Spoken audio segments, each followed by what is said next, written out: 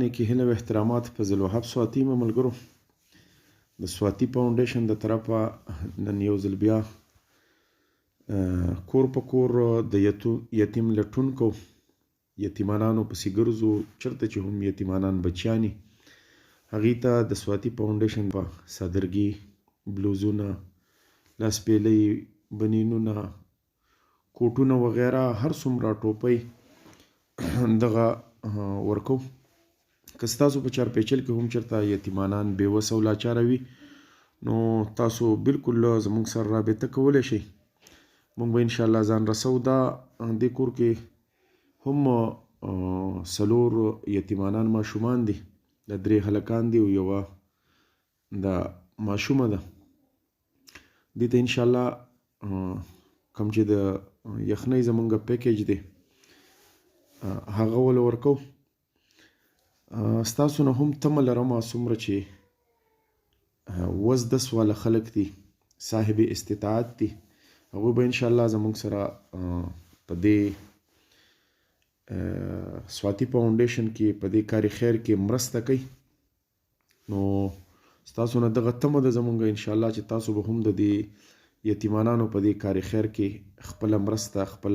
عطیات خپل صدقات خپل خیرات چې کوم دی دا هم دې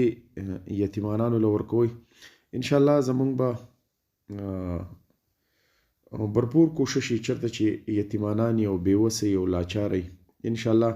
بلا تفریق به مونږ د هغوی سره مرسته کوو ورځو به مسلمانانو ورونو کوم چې صاحب استطاعت خلک دی هغې ته درخواست دی چې هغې زموږ سره کومک کوي په دې کې او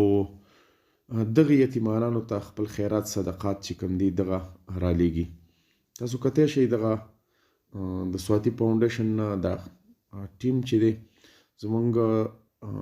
ټیم ممبر عمر بھائی تاسو کتی شئ دا وخت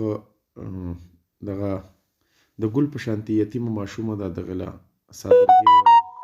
د کوټۍ یا بنین په شکل کې جرابو په شکل کې دغه ورکوي مسلمانان ورونو خپل چارپیچل کې ډېر غټ کوشش کوئ چې چېرته یتیمې بېوسه یې لاچاره یې د هغې غټ خیال ساتئ چېرته بېوسه خلک یې الله تعالی دې څوک نه محتاجوي بېوسي ډېر بد څیز دی ډېر غټ خیال یې ساتئ او موږ دعاګویو تاسو به انشاءالله زموږ سره مرسته کوئ او چېرته چې یتیمانان یې انشاءالله د سواتي فاونډیشن ټیم به ورته ځان رسوي